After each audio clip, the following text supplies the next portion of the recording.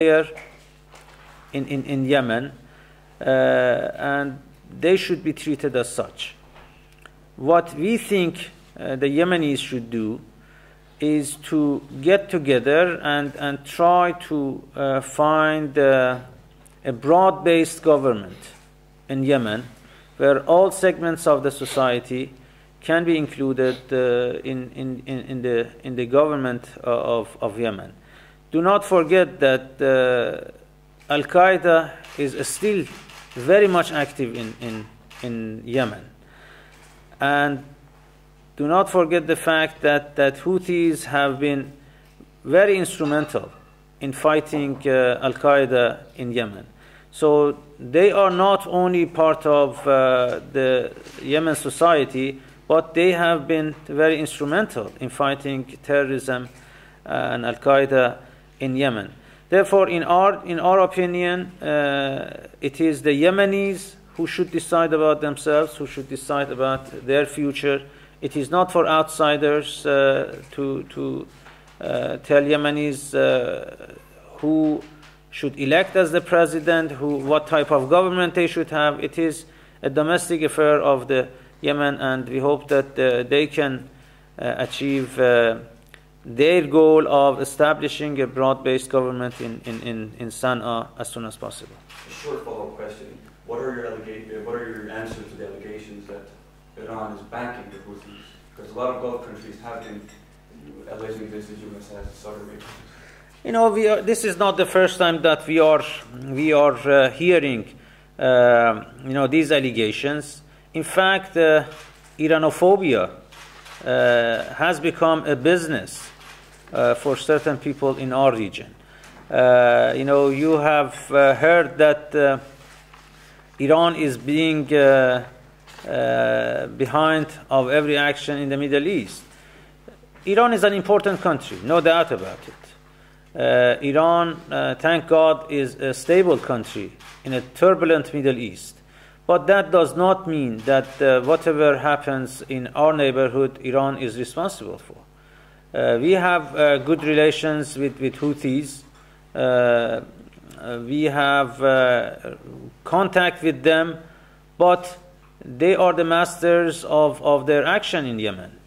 We are not responsible for what's happening there or in any parts of the Middle East.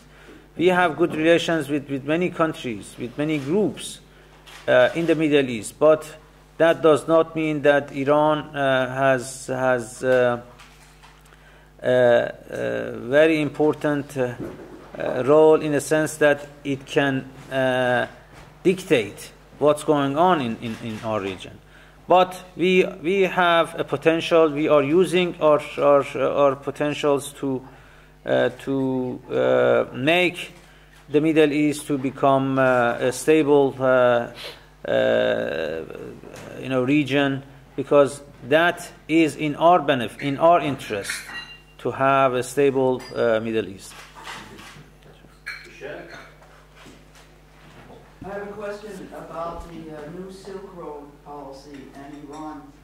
In 2013, the Chinese President Xi Jinping announced the new Silk Road economic belt, a policy of infrastructure and economic development corridors from China all the way over to Europe as what he called a win-win strategy, which our magazine, EIR, has been proposing since the fall of the Soviet Union.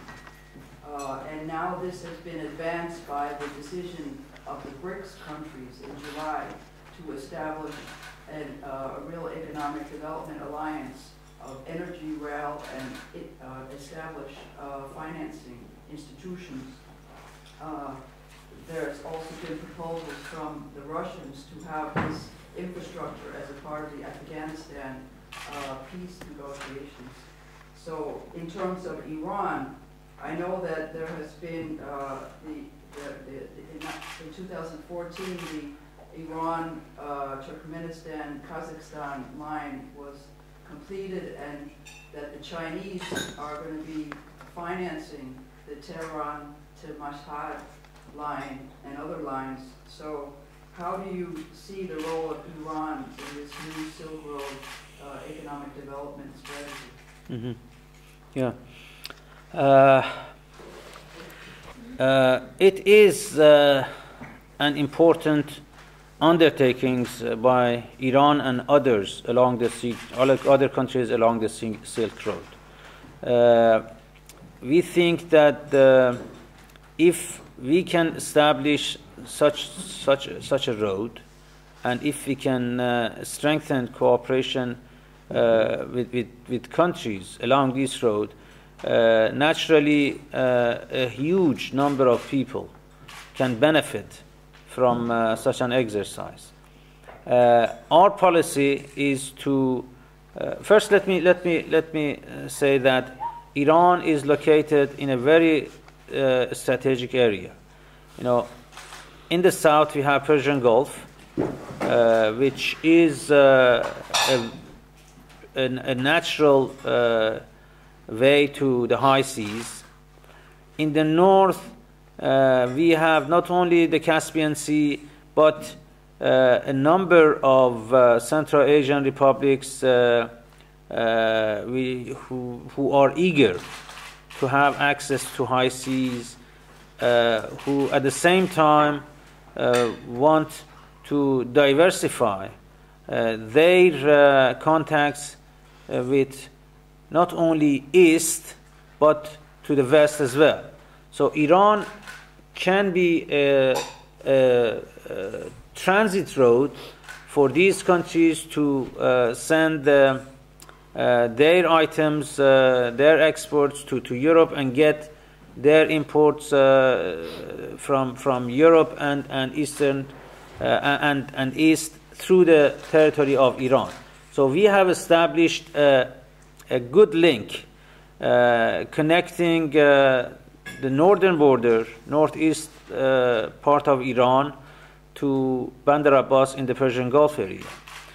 That gives us the opportunity to help these countries in the north to have access to the high seas, whether they want to go eastward to Japan and China, or if they want to go westward towards Europe. So this is one project. The other project is to facilitate contacts between. Oops, what happened? Why don't you wash your hands with cold water?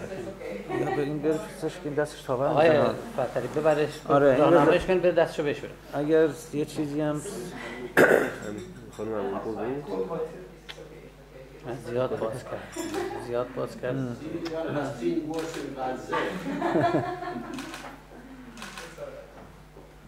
It's good if you can wash your hands with cold water.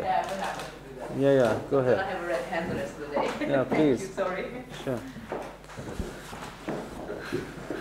So I was saying that making a good link between Iran and these Central Asian republics to China will definitely benefit a huge number of people, millions of people along that road. It is in our interest, and we have spent a good amount of time and energy to reach to that point, and we are in close contact with our Chinese friends, with Central Asian friends, so that we can materialize such a project. Anders? Yeah, I'd like to turn to the nuclear negotiations again and ask your assessment of the sanctions. What is the implications of the sanctions to Iran from your point of view? Sanctions are the reality. No doubt about it that sanctions are affecting the ordinary people in Iran. But the question is whether sanctions were the reasons why Iran joined the talks.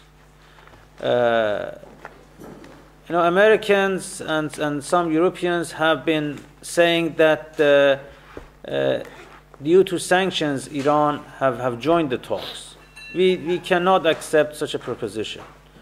Iran accepted to join the talks because we think that we need to get rid of this artificial issue, artificial crisis, an unnecessary crisis, in order to relieve ourselves of that issue and to put more energy and time on the issues which are of concern not only to Iran but also to other countries.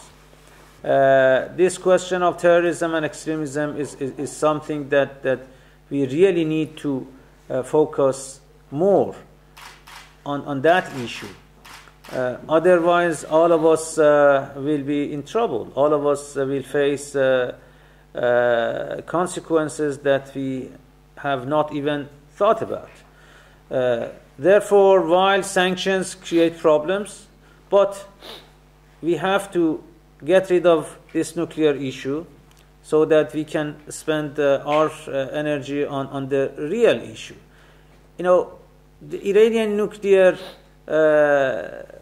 crisis is really a fictitious crisis. It is really an unnecessary crisis because Iran has not done any violation of its commitments. Just look at the IAEA reports, whether Iran has done any violation of its commitments.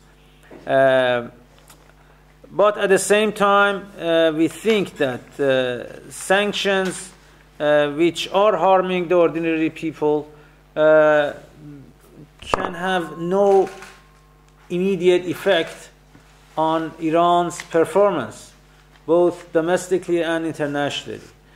As far as Iran's economy is concerned, we know that if we can have the termination of sanctions, naturally we will be in a better position. But it will not be the end of the world if we cannot reach an agreement and if the sanctions continue to be imposed on Iran. The reason I'm saying is that we used to be relying on oil exports in our budget for almost 80%. So 80% of Iranian budget used to be relying on oil exports. Nowadays it is getting to almost 25%. And that is for the new Iranian year starting from March 20th, 21st. So we are planning to have our reliance on oil exports to zero in a few years. So over time we can manage our economy. Iran is a huge country. Almost 80 million people live in Iran. We have great potentials. We have great resources in Iran. Sanctions cannot change the policy.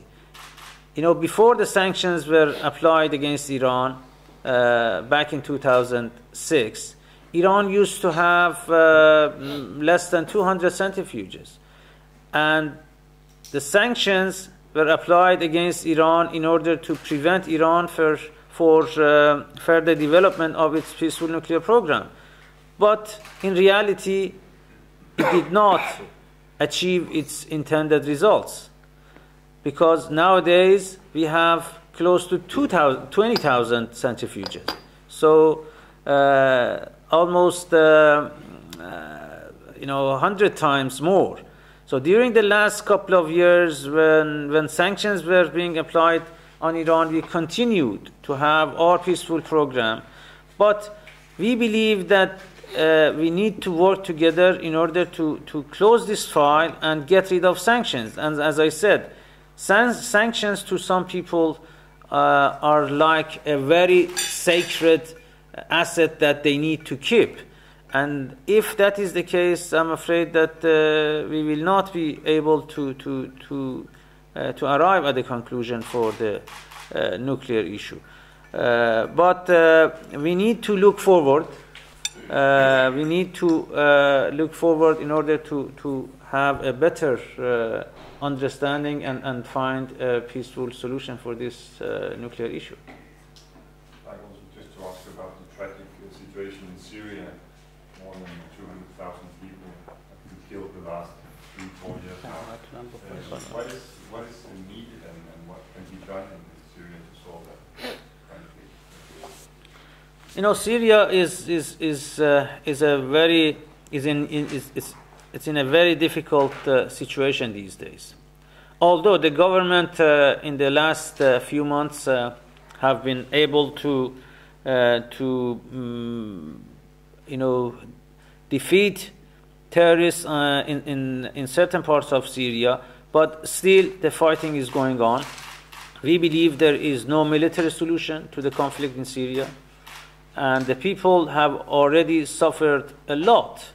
The people in Syria have suffered a lot. They have been displaced. There have been refugees as a result of the conflict in Syria. And we think that we need to find a peaceful solution for this. It is difficult, we understand. We understand that the hatred amongst the conflicting parties are enormous. But as I said, there is no alternative. We need to focus on finding a resolution for this crisis. The humanitarian situation is really bad, and we need to provide humanitarian assistance to the people in need in Syria. That is what Iran has been doing on its own.